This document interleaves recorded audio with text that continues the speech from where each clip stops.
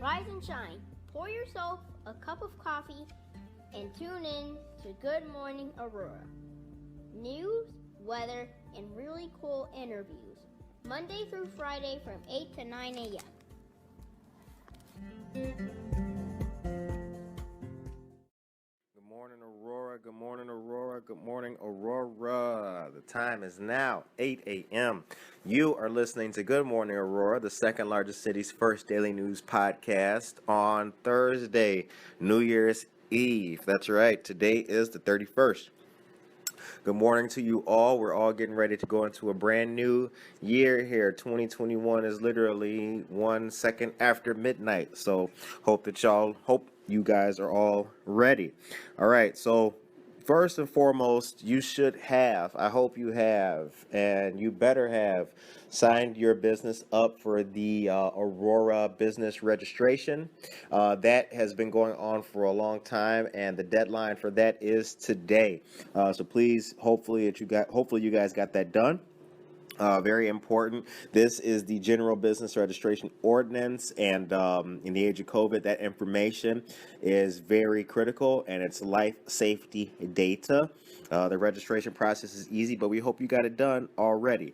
You know, you don't want to be the last person doing anything. Don't be a procrastinator. Be a person who seizes the initiative. All right. So today, it's going to be a little bit of sunshine out there today. Currently, right now, the temperature is super cold at 27 degrees outside, but the high today will be 28, and that looks like it'll be reached at about noon.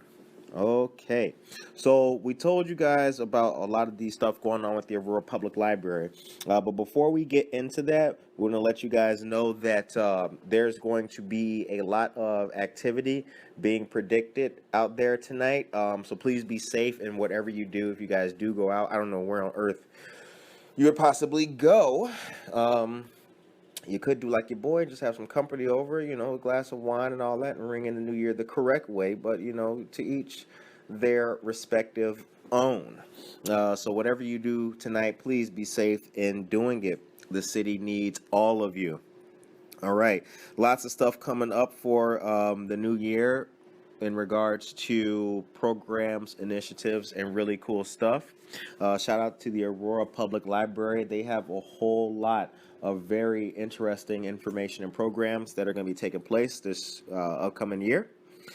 So Wednesday, January 13th at 6 p.m., there's the citizenship and recent updates on immigration. A legal service specialist from World Relief Chicagoland is going to be presenting and talking about the process of citizenship and any and all updates in regards to COVID-19 as well. The registration for that is required, you guys. Okay. Also on the 20th at 6 p.m., contacting your elected officials is going to be a presentation. You have to register for that. Learn how to make your message heard. Former political staffer Lily Rocha will be covering best practices. Okay. The 21st, which is Thursday at 7 p.m., is the Civic Education Series about county boards. It's a partnership with the League of Women Voters of the Aurora area. The session is about the importance of county boards and how they impact your life. It's for adults and teens, and registration is required. Okie dokie. Now, February and March, things to talk about. February the 12th, 10 a.m., Tai Chi for the new year. Registration is required. February 16th, 7 p.m., growing your business with LGBTQ-friendly practices. And Thursday, March 18th, 7 p.m., Civic Education Township Government. That's a continuing partnership with the League of Women Voters, and the series is going to focus on township government and its role in policy making. You must register for all of those, my wonderful friends, every single one. All right. So now we also want to talk about the Aurora Township. That election, or those elections rather, are going to be happening in April of next year. Also with the mayoral race. Get to know the candidates, get to know who's running, and get to know about the Aurora Township. Aurora Township is an old form of government. Ours has been around since 1850. We interviewed Alex Arroyo running for supervisor, and also Sherry Spears and Bonnie Kunkel. So shouts out and good luck to all of them. All right. So with that being said, we have a great. You know what? Oh my goodness, I'm doing things crazy and completely different today. I didn't tell you guys who we have today. We have a great gentleman by the name of Mr. Tom Cook of Valley Electrical on today. All right, it's going to be a good show, really good show. Get to know this gentleman. He is responsible for a lot of the construction that you see taking place. So we're going to learn about that from him. Let me see here. Told you guys to be safe, right? We did. And you know what? Since the next time, literally tomorrow morning when we see you guys, it will then be a new year. I would like to say at this moment, thank you. Much love and shouts out to all of our fans, listeners, and subscribers. We really appreciate you guys very much, and we hope that all of you have a blessed, safe, happy new year. And thank you for sticking with us. Your back is got. We got you, and we're going to be doing great things and bringing you all the great Aurora news and highlights in 2021. And that is the news. We have Mr. Cook of Valley Electric. Tom Cook of Valley Electric on with us today. Thank you for doing the show with us. Glad to be here. Came out of nowhere, came real quick too, but it's good to have you on. Thank you. Learn from you. So introduce yourself. Tell us where you're from, born and raised. Okay. Well, I am Tom Cook. I'm born in New York City, raised in Chicago, Okay. South Side. Okay. Not for long, and then moved out to Aurora area. So mostly now in Oswego. Oh, okay. So from the Big Apple. Yes. How did Queens. Okay. Very cool. What's the Queens experience like in comparison to Aurora, Queens, New York? Well, it's been a long time since I've been there. So Okay. I was very young when I was there, so I really couldn't tell you the experience. Most of my family had moved out of there and now is in different areas. But from what I gather, it's somewhat similar. Okay. We can make up the people there. Nice. Yeah. Diverse. Right. So now you're from New York. Now we're in Aurora. East side or west side? West side. West side of Aurora. Okay. All right. What's some of your favorite Aurora experiences? I would have to say, well, I've done a lot of work here at Valley Electric's done a lot of work, but experiences as far as personal, I would have to say the festivals that they have. The Paramount Arts Center. I've gone to a lot of things there. It's been very fun. Lately, the restaurants have been getting much better, and they've been getting better over the last 15 years. The eats are coming up. They are coming up. Yeah. And if it wasn't for COVID right now, I might have about 10 more pounds on me. Yes, seriously, yeah. So. Stope Island, Social had come up, and Ontario had just started right before the pandemic. Growing up, what impact did your mom have in your life? My mother? Yeah. Well, strong impact. She stayed at home. She's a homemaker. So she definitely had a big impact on us. She was that type of mother that when you brought friends over, she always had a bowl of ice cream ready and just made everybody feel comfortable at home. She was the spiritual guide in my life. And aside from that, was just every great role model and example of what a mother should be, in my opinion. So you graduated from West Aurora High School? No, I did end up in Oswego. Okay, all right. What's your education post-high school? I did not go to college. I actually went into the trade school. I became an electrician with the union here in town, IBEW Local 461. Okay. And served my time as an apprentice, and then got to be a journeyman, and worked for several of the Aurora area contractors, and then opened up my own business, Valley Electric, in 1993.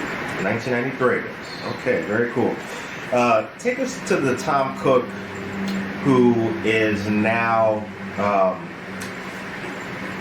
who's going to the trade school. What's your experience like at that time? What's your outlook? What's going on in your life at that time? What's going on in my life? Well, I knew I wasn't academically a great student, so I definitely didn't want to go to college. And my father was working for a local contractor in town, Wegman Construction, R.C. Wegman. And, Old school. Yeah, he was there. He was one of their executives there for a long time. And he told me, hey, if you want to get into trades, he goes, your uncle's an electrician in the city of Chicago. He goes, I would look to that direction. And I said, I will give it a try. So I did, and I loved it because as an electrician, you get to deal with a lot of complicated circuitry. You get to work in every room, every wall, ceiling, and floor.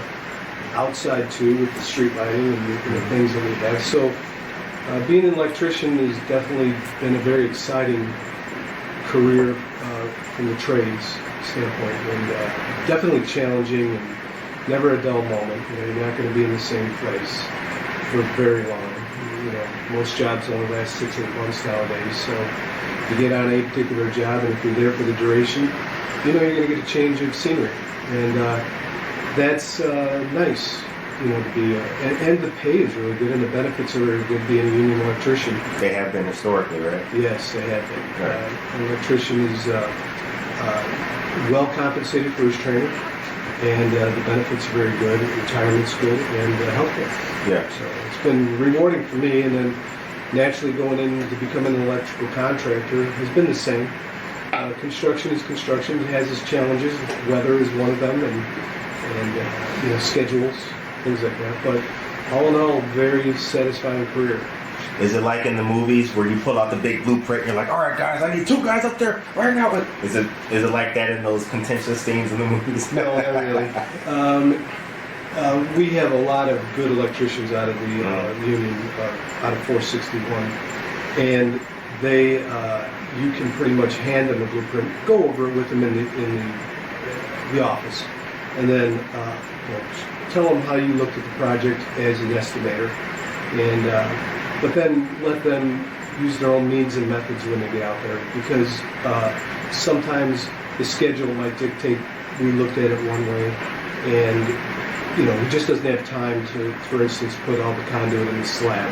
He's going to have to go over it. So they can make their own adjustments, and they're very intelligent guys. They've been trained well by the IBEW, so they pretty much got a good handle on stuff. And then from there, it's a guidance thing, how I go out and meet them in job meetings and make sure they have all the equipment they need, all the materials are arriving on time. But for the most part, they can get the job done pretty good on their own.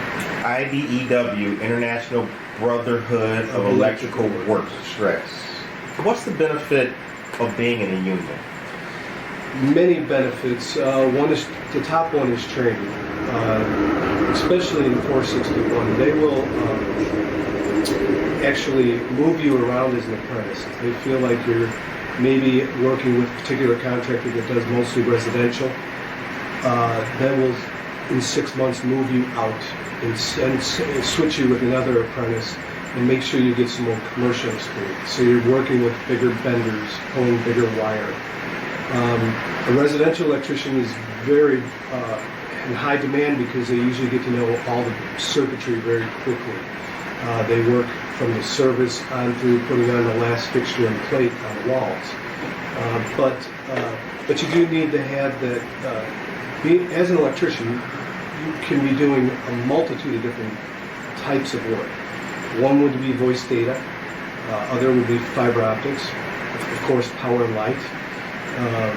There's just so many outside underground installations, so you definitely need to get diversified. So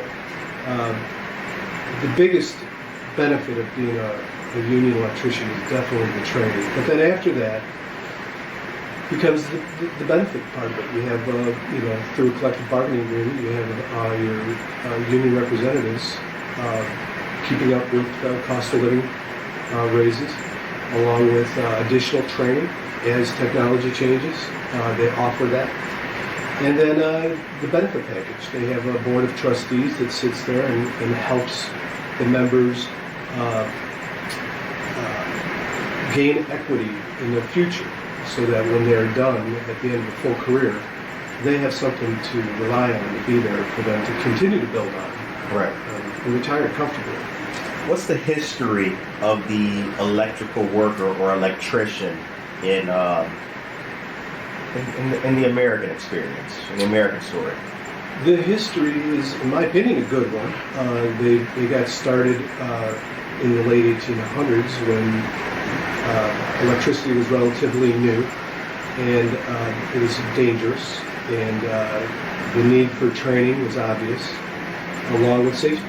I think that's probably one of the bigger reasons the unions flourished back then, was because I guess you could say supply and demand got out of control, and right. Things became unsafe. And so the union said, hey, we've got to slow down and make sure that the electrician is protected. And that's where it started, I believe. And then over the years, the organization itself flourished into helping each individual member in lifelong goals. Unsafe being the desire for contracts and financial gain took precedence at one point in time over the safety of the work. It did. Getting the job done, and wow. Yes, that's the history I've been taught. Right. As an apprentice. Yes. How long did you spend as an apprentice? At that time it was a 4-year program, now it's a 5. But for me it was 4 years. Okay.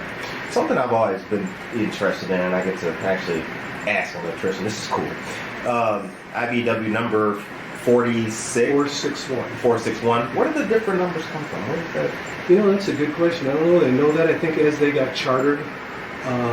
The first one started, so that's local 1, and then as they got a new charter in a new area, that was the next number that came up. My dad was an iron worker, and all of his gear was local union number 1. Okay. And it made me feel good as a kid. I'm like, yo, my dad's number 1. Yeah. Then I grew up and I started thinking, like, well, was that like the first one in history? Like, what's, and now number, could have been, yeah. Gotta go back and check that out. Yeah. Good question.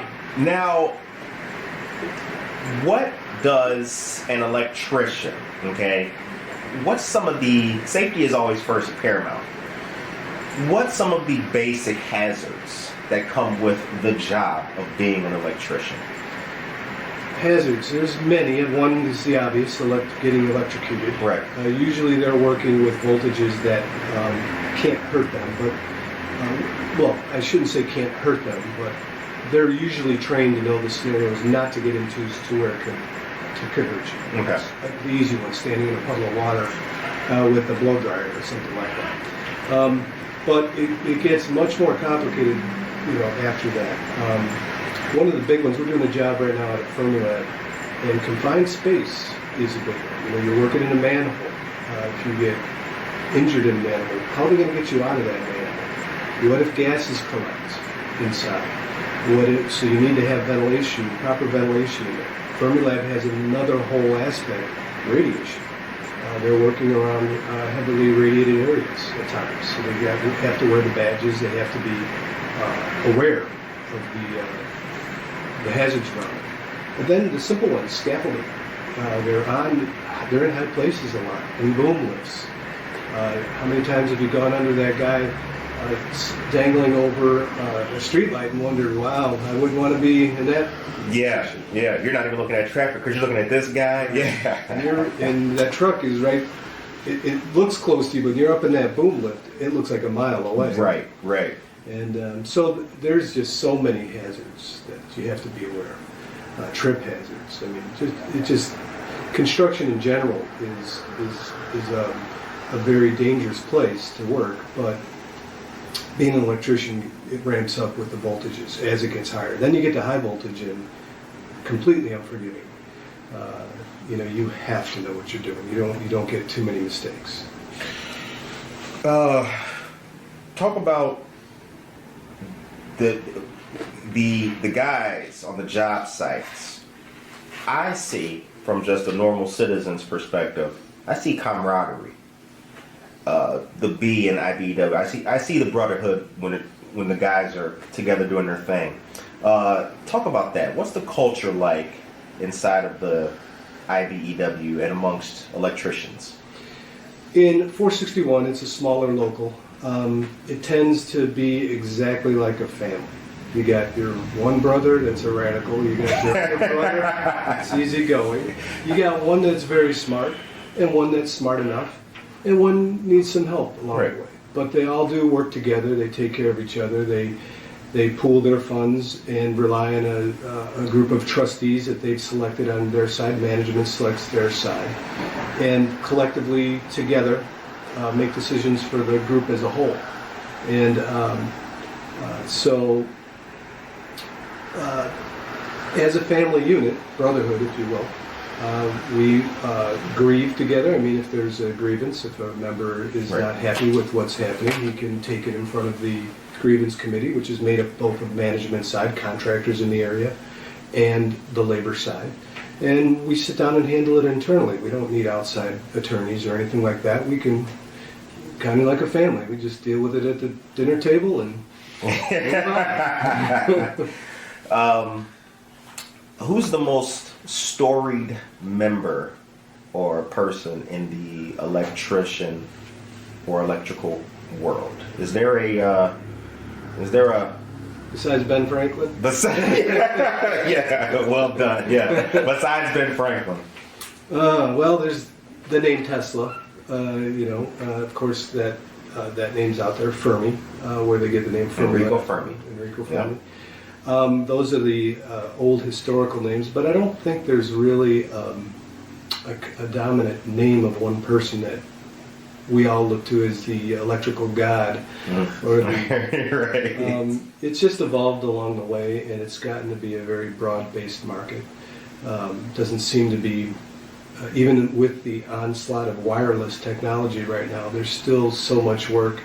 There's a very huge project going on in Rockford right now. It's a big Facebook hub, and they'll have hundreds of electricians on that job. When we did the casino project up the road, we had as many as 125 electricians working on those two original boats that were going in. So, and there's, those were like 3-story floating buildings that generated their own power and their own propulsion system. Everything was electronic over hydraulics, so there was just tons of electricity in it, not including the alarms, the panic alarms for the dealers in case they were getting held up. We call them hold-up alarms.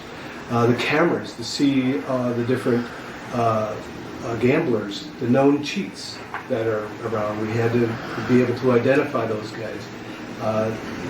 The dice sliders. So it just is such a fascinating trade to be in, from the things you get to see to the back of house of prisons that we've worked in here in our state. To Fermilab. There's more underground than there is above ground. You've worked in prisons and correctional facilities? Yes. What's that like? Very interesting. Whole different world. From the moment you pull up, you got guys with mirrors looking underneath your trucks, trying to see if you have anything under there you shouldn't. Right. Then you get in and they count your tools. And when you leave, you better have the same amount of tools that you got going in there. And depending on where you're working, of course, you got to take, in the hardcore areas where the inmates are confined to their cells, you get the verbal abuse that anybody would walking down that hallway. Sure. And then you can work in the day area, they call it, where the inmates that are less of a threat or being rewarded for good behavior are just there while you're working. And it can be fascinating to be working in all those different types of environment. Next thing you know, you could be working in a 10-story building in Oak Brook, an insurance building, putting under carpet wiring in. Right. Where they got Dunkin' Donuts in the lounge. Yeah. And they got all the creature comforts there. The large industrial projects, well, let me kind of start over. Was there a level that yourself or other guys started at where you're at a house or perhaps that 10-story Oak Brook building, and then now we're doing multi-level stuff, skyscrapers and stuff like that? Is there a progression, or can you start off getting your feet wet and be on those big sites with the guys teaching you that? You can if you're a union contractor, I believe. Okay. Because of the amount of knowledge around the men with you, the training that they've had, and the history of where they've been.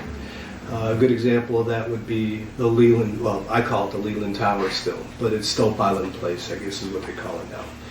It's kind of like the Sears Tower. It'd always be the Sears Tower. Always, baby, always. And, I don't want to hear Willis. Sears Tower, yeah. And the same with the Leland Tower to me, but when that got flooded back in, was that 96? Yeah. We got awarded the project to move all their equipment up, and in the process of doing that project, we identified an opportunity to put a lot of the new Nextel antennas on board. Remember when Nextel was popular? Yes. And other radio frequency antennas for the police station, because the valley is the valley. Those buildings were sitting low, and at the time, having those tall buildings and put an antenna on it enabled you to skip over that valley where people were losing signals. So, but that was an interesting problem to have, being an Aurora contractor and with Aurora electricians. High-rise buildings. How do you pull that wire? You know, copper is heavy. Do you pull it up? Do you pull it down? 22 floors. Thinking about the weight of that spool, and it's going to be dangling in the air at a point.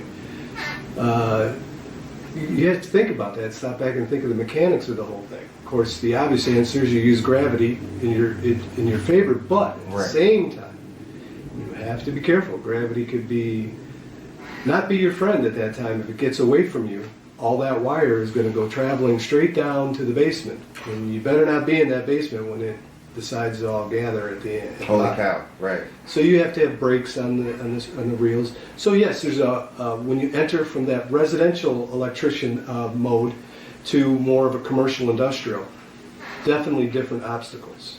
We do a lot of work at Fox Metro, whole different game. Wastewater treatment. Right.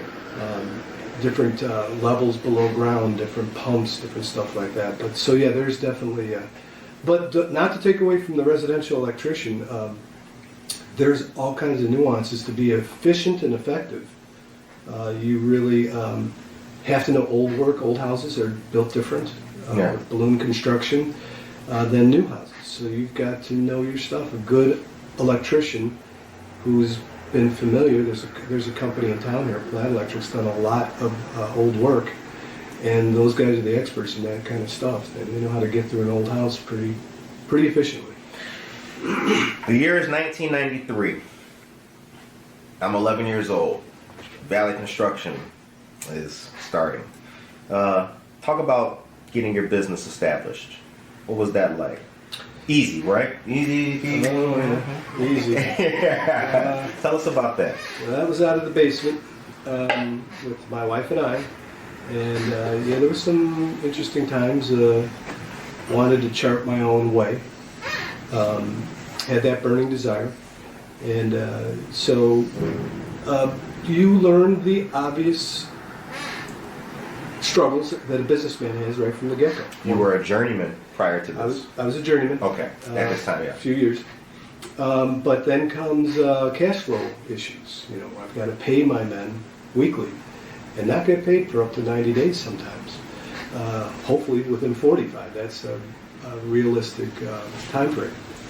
And so doling out all that money on jobs and not seeing the money come back, you have to have good banking relationships and learn how to borrow and then pay back. Right. And were many times I couldn't pay myself. You know, we just barely made it by. But then some success on some projects, some profits allowed us to grow, and eventually we were able to move out of the basement. Our first office space. Yeah. And then just grew from there. What was that first early success of Valley Electric? First project? Early success. As far as... what was the first win? The first one where you're like, things are looking good? I would have to say we had a residential-based company to get started. Okay. So we had a very big project in Yorkville, a whole subdivision where we were just going one house after another. We had been awarded those 300 homes. Mm-hmm. So you knew you had them. It was just getting them done. So that was a big time. And then we did land one on the far east side of Aurora. We kept going with houses and houses and more houses, and then eventually a commercial building here. It's maybe a small office build out or something. Maybe some work for the city proper. They called us and they had us do some of these lights on the facades of the buildings. Okay. A long time ago, and then came our first big project, which was the casino project. Got our opportunity there, and that was having a tiger by the tail. Right. In those days. Right. So when doing the casino project, what's involved in such a thing? So you get awarded the contract. Upon being awarded the contract, what comes next? Planning. Then you look at your workforce. You got to plan who's going to lead the project, knowing that as the workforce gets bigger, you're going to have to put other leaders in place. Materials and getting them mobilized quickly. The casino boats were a unique project because the materials were pretty different than what you normally use in a standard building. Mm-hmm. So getting the electricians up to speed with maritime codes and applications, installation methods, things like that. So yeah, that's what it looks like getting started. And then building the crew as the job gets legs, takes shape. What's the human capital like that you deal? What kind of guys do you need on the job?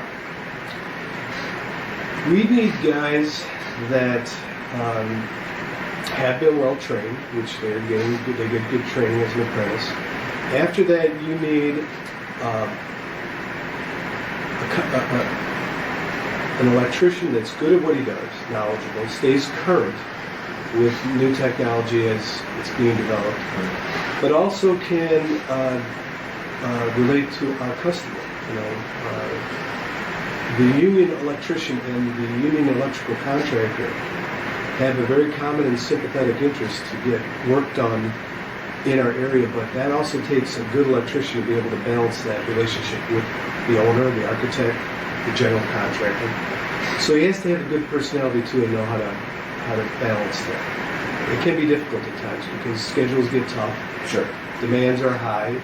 The contractor, of course, needs to get it done as cheap as possible to make the most profit, if any profit. But if you're a good contractor, you're going to make money, but you need a guy who's aware of what he needs to do to balance all that. So a lot can be on an electrician's shoulders. And that's the type of individual we need, that guy who can see both sides of it. Of course, safety on the project, right, of the men he's in control of. Performance of the men that he's in control of, along with balancing what the contractor who employs him needs. And then in between that, you got the customer who he's in front of every day. I'm back at the shop, right, doing what I do. Men are in the field doing what they do, but that one lead, foreman, superintendent, electrician needs to balance a lot. Now, you are working on the terminal building, is that correct? Yes. Which is, for the listeners, that's Galena and Broadway. Correct. All right. That used to be a Walgreens, is that it? What did that used to be? It has been a lot of things. I mean, it was a restaurant down below at one time. It was a drugstore. I don't know if it was a Walgreens. Okay. On the main level, you're talking the commercial side of it. Then I had walked through that building probably 15 years ago. It was empty for so long. A long time, right. I mean, when I walked up there to look at it when a particular developer was planning on doing something and needed to get budget prices going, it actually looked like somebody walked out of the building in 1945 and never came back. One that stands out in particular was a dentist office. And the dentist's name was still on the glass plate window from the common corridor. And when he walked in, his chair was still there. Some of his tools were still there. But you could tell everything was from that 40s, 50s era. And the pigeons were there. Because, really? Of course, the windows were broken and some of the roof had been compromised and they were able to come in. But that memory just sticks out. And then, of course, that project didn't go anywhere. And it just sat and sat and sat. And I drove by for years wondering, is anything ever going to happen to that building? And then this new development came about, which is the Aurora Historical Society is part of. Right. And they're insisting, I guess is maybe not the right word, but they are requiring that the integrity of the old style of the building stay intact. Right. So the major corridors, the entrances, everything that it's going to be an apartment building, I think you know that, right? Yeah, luxury apartments on top, yeah. But the main corridors are going to look like you were back in the 1945s, 50s era, all wrought iron and the old elevator cages that were see-through. Yeah. They're all going to be the cage, y'all, not with the good stuff. Old-fashioned stuff is going to be maintained, and so when you're walking in, and then of course when you get into your luxury apartment, it'll have all the modern conveniences. Right. Now you're doing, so Valley Electric is doing electrical work from the top to the bottom of that building. Correct. Okay. And again, if I'm saying this in a layman's way, I apologize, but I've never been an electrician. I've always been on the outside looking in when it comes to this kind of thing. I think it's fascinating. Okay. So you guys do all the electric from the top to the bottom. Sometimes at night, I have to tell you, when it's dark and that building is lit up, even though the house is still not completed, it looks really cool. Yeah. It looks great. Yeah. How long of a day are you and the workers in there? What time you guys start and what time you knock off? They start at 7 and work till 3:30. Typically is the working day. With COVID, you know that Sure. schedule's been interrupted several times. Sure. The project as a whole is probably taking longer than that, but 7 to 3:30 is when they typically work. And when did work start? Oh, good question. I have to say we were going on close to almost a year now. Okay. It's timetable pushed back because of COVID. because of COVID. Right. Now, is Valley also doing the Hobbs building? Yes. Okay. All right. I used to live right around the corner from that. Oh, did you? That was cool. Yeah. Okay. What's the plan for that? The Hobbs building, is that the one with the turret on it? Yeah, they took it off though. Okay, no, we're doing the one around the corner from that. The Hobbs building, I don't know who's going to award that. I think we still are in the running. We have an opportunity for that project. But that one hasn't started yet. There's another one right around the corner, right across from the Memorial Park there, next to Paramount. I mean, next to Leland Towers. Yeah, I know which one you're talking about. That big door guy, Yes. The hair place on the bottom next to those loft apartments. Yeah. There's more apartments going in there. Okay. Yeah. From the outside, it looks like it'll fit a lot. It was. It's Okay. deep. It's a deep building too. Yeah. So that'll be apartments. What's the name of that building? You caught me off guard on that one. I forgot the old name of it. Okay. Yeah, don't remember. Okay. What's its history before being open and nothing for all this time? It was offices, strictly, before. Nice. Yeah. Now, does Valley work with other electric companies and other, how does that work? As I mentioned, there's a lot of disciplines within the trade itself, but then there's other specialties within our trade. So we will subcontract out fire alarm work, voice data. At one time we did do it in-house, but we decided to focus on other contractors that's all they do. They don't do power and light. They specialize in that. Lightning protection would be another one that we don't specialize in. And then we might sub out some of our outside work that we don't do, and high voltage work that we don't do, splicing. There's a lot of good contractors locally that within 461 framework of the area that can do all that. High voltage electric is up at St. Charles. They do a lot of high voltage work. There's a lot of subcontractors, Intech Electric, that's fire alarm work, along with many others. There's CTS. There's a lot of good specialty contractors. Right. In here. What does America mean to you? Freedom, diversity, the greatest place to live. All the things, the flavor of life, really. That's what it means to me. When I think about it, we just use the word America. 2021 is fast approaching us. It's 2 days away, a day or so now. What's Valley Electric looking forward to in 2021? Man, we really think 2021 is going to be a good year. The reason I say that is because, of course, you remember the economic collapse of 2008. Yeah. I don't think the construction industry ever got its legs back underneath it ever since that time. And we were on our way to doing that when COVID hit. And then COVID just kind of chopped the legs out from everybody again. But there's a lot of people that have been wanting to do some projects or need to do some projects, and they're anxious to get those going. And I think this last COVID event has just taken the wind out of so many sails that I think that once they finally have a control of this pandemic, you're going to see a lot of people that want to move forward with some projects. We're already seeing it in the bidding environment. We're anticipating a lot of work being generated in this area just from what we see. You know, you had the big Caterpillar company move out. Right. And we were devastated. We did a lot of work there. Not devastated, but the area was devastated. We weren't personally devastated from that event, but the area was. But now there's a lot of people moving into that, and it's going to generate quite a bit of work there.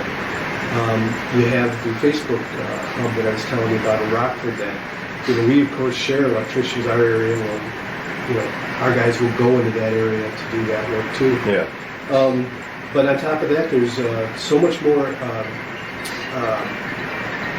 guess I would say, excitement and interest in activity right now. That I think 2021 is going to be a good year.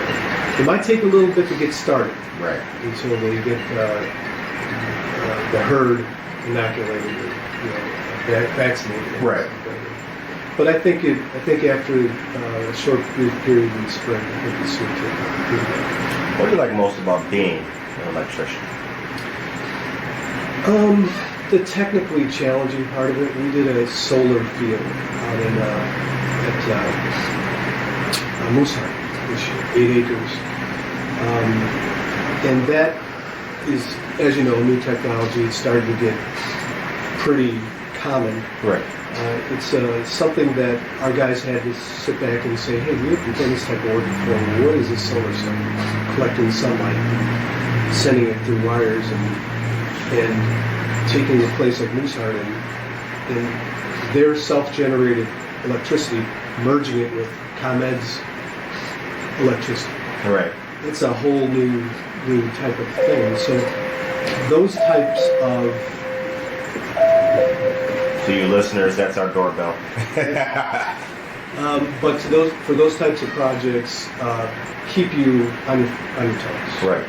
So that's one of the things I like about our industry. This is a good conversation. Yeah, thank you. Thank you for not openly laughing in my face with some of these questions. I was trying to make it sound right, because like I said, I've been watching you guys for quite a while. And I like the, I told you about my dad, blue collar background. I like the camaraderie, and I like to know about unions and everything. My dad always told me, he was like, he'd speculate and ponder. I don't know what guys did before unions. If you get the trades, kid, a union. That's the way to go. Yeah, and there's nobody tougher on job sites than iron workers. They are, they're renowned for being what we affectionately call iron heads. Iron heads. Yeah. That's very cool. So the show ends on a positive note. Yes. What's your message to the people of Aurora today? For the people as a whole, keep investing in this area. I think, it has so much potential with what's going on right now. and has for a while. It just seems to be those little roadblocks that get in the way, whether it be an economic collapse or a COVID or other recessions. But I think it's on the verge of really, just look at all the nice new buildings that have gone up downtown with the Baji projects. Oh yeah. Just and some of the previous projects along the river there, those apartments. I don't know the name of that building, but just watching the horizon changing as you go down the river. Everybody loves a nice river town, and I think starting from St. Charles and coming this way all the way down through Yorkville, it's a beautiful ride. I just think there's a lot to invest in this area right here, and I hope they continue to do that. Words from Mr. Tom Cook, CEO of Valley Electric. We appreciate you coming on to the show, sir. Thank you. Much appreciated. We hope that we wish you and Valley Electric a very prosperous 2021. And for all you listeners out there, we wish you a very prosperous and blessed 2021 as well. Stay tuned to the second largest city's first daily news podcast, because we got more coming up for you. Peace.